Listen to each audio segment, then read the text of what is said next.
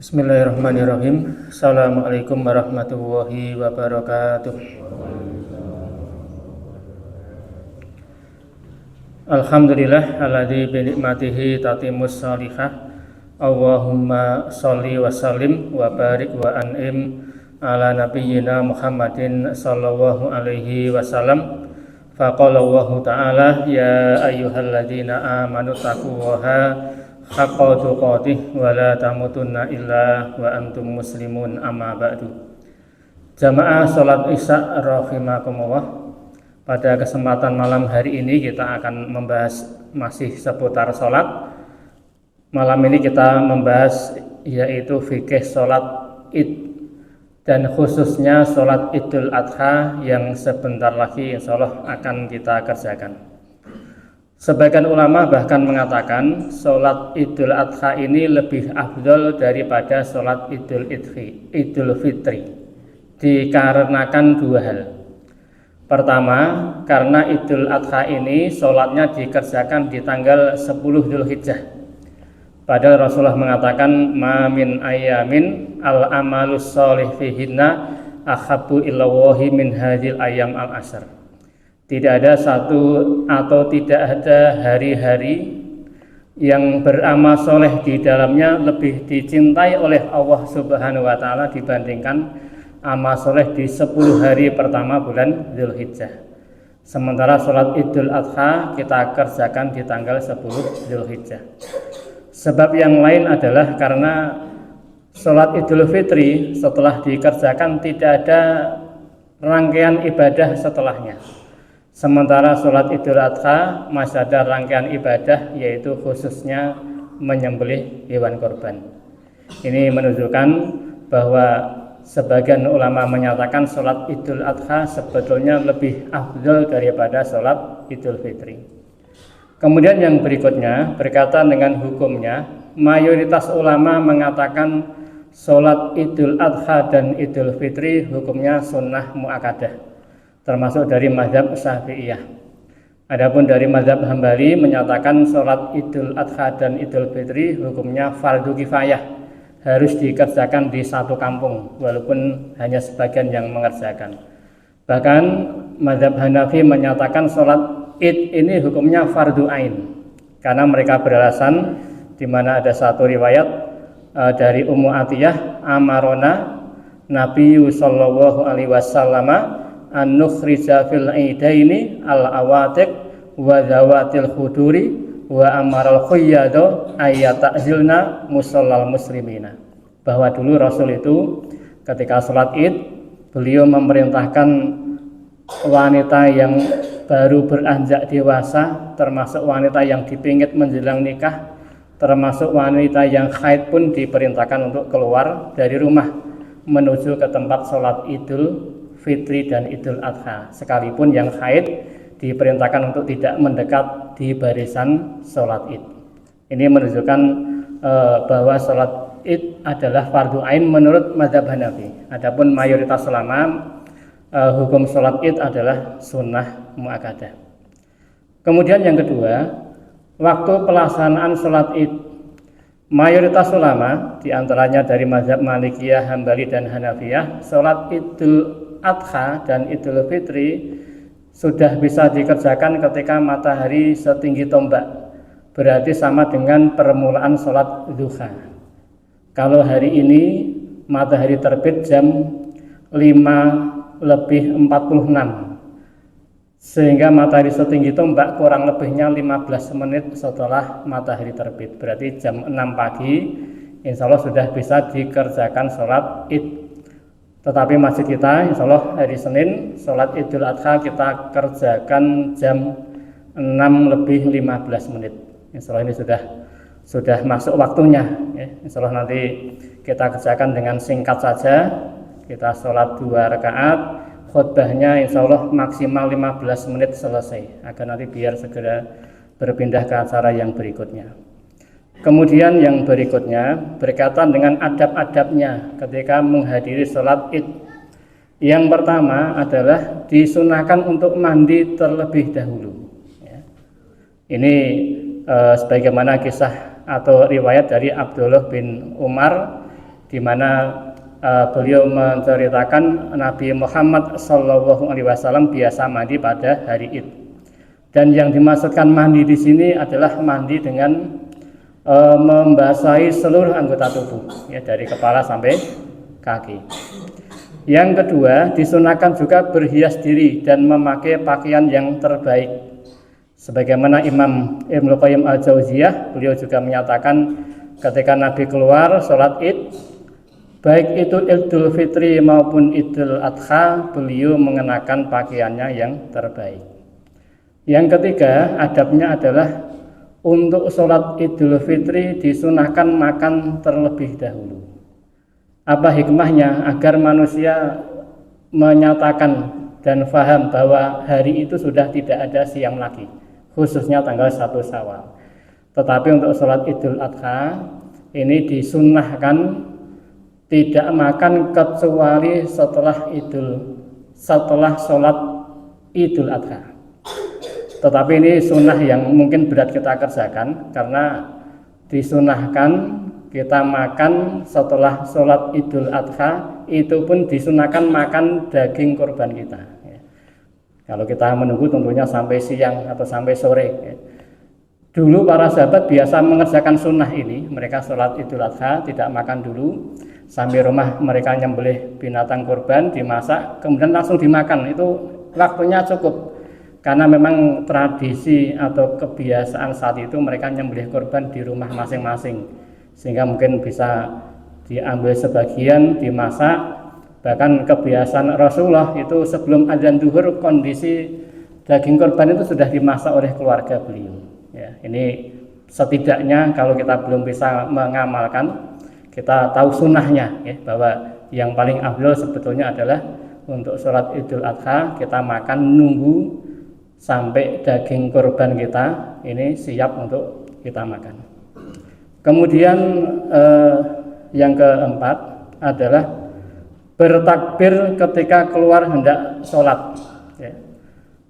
Dan khusus sholat Idul Adha ini sebetulnya takbir sudah disunahkan sejak tanggal 1 Dzulhijjah, ya.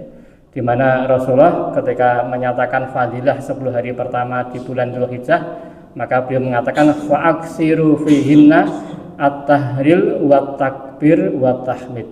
Maka perbanyaklah di 10 hari pertama Dzulhijjah dengan bacaan tahlil, takbir dan tahmid.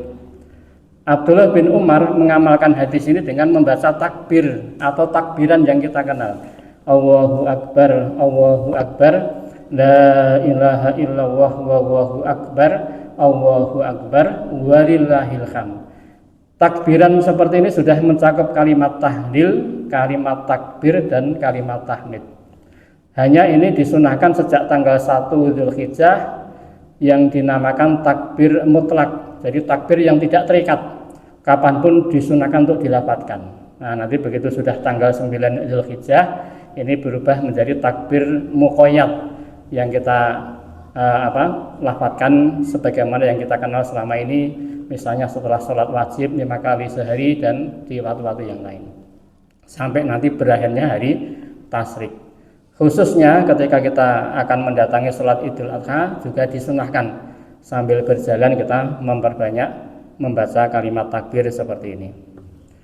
Kemudian adab yang berikutnya adalah melewati jalan pergi dan pulang yang berbeda. Ini ada riwayat dari Jabir radhiyallahu anhu, kana nabiyyu sallallahu alaihi wasallam idza kana yaumu aidin khalafa at-tariqa. Adalah Rasulullah sallallahu alaihi wasallam ketika sholat Id beliau pas berangkat melewati satu jalan dan ketika pulang melewati jalan yang lain.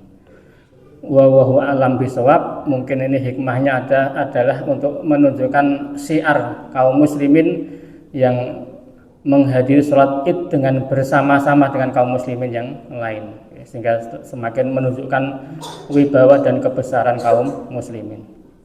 Kemudian juga adab yang berikutnya dianjurkan berjalan kaki sampai ke tempat sholat, sehingga jalan kaki lebih afdal daripada dengan naik kendaraan ketika menghadiri sholat Idul Fitri dan Idul Adha.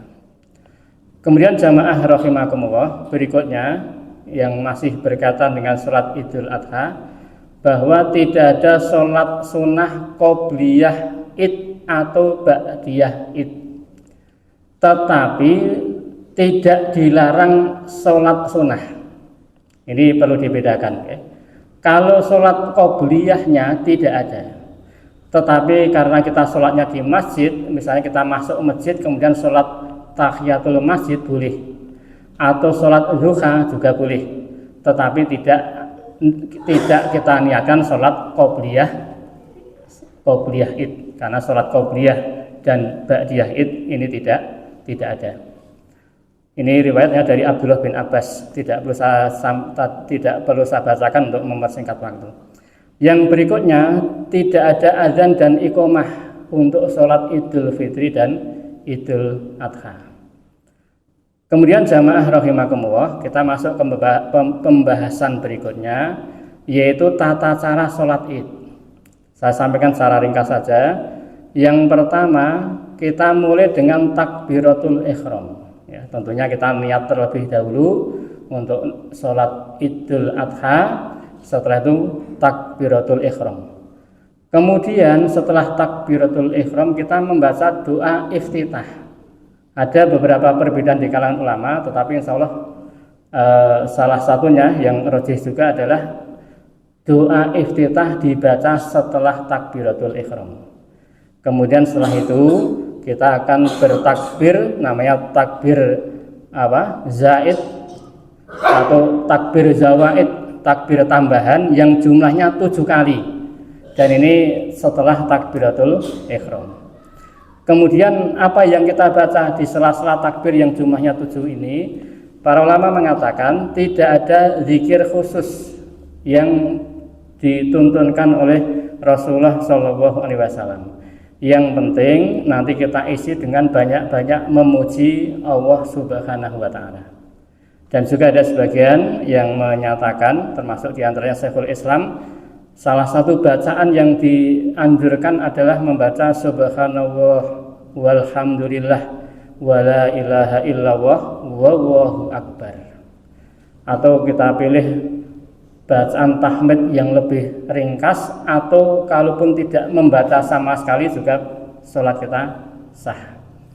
Dan takbir tambahan 7 ini juga hukumnya sunnah. Jadi mungkin bisa jadi kita menemui satu kejadian imam lupa tidak takbir tambahan, baik di rakaat 1 atau rakaat kedua, maka sholat tidak perlu diulang, sholat tetap sah karena tambahan ini sifatnya adalah sunnah.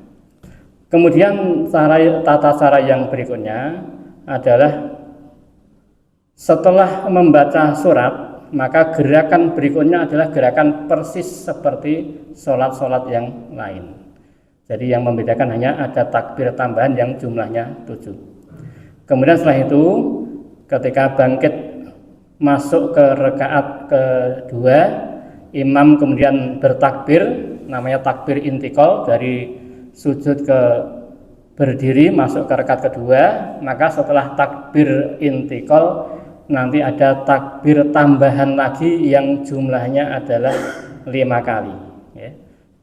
Jumlahnya 5 kali, kemudian disunahkan memperbanyak membaca tahmid atau memuji Allah Subhanahu wa Ta'ala. Kemudian selesai itu membaca Al-Fatihah surat, kemudian diselesaikan sampai dengan selesai sebagaimana sholat-sholat yang lain. Kemudian setelah sholat id disunahkan untuk khutbah setelah id, karena dari Abdullah bin Umar beliau mengatakan karena Rasulullah sallallahu alaihi wasallam wa Abu Bakrin wa Umar radhiyallahu anhuma yusalluna al-idaini qoblal khutbah,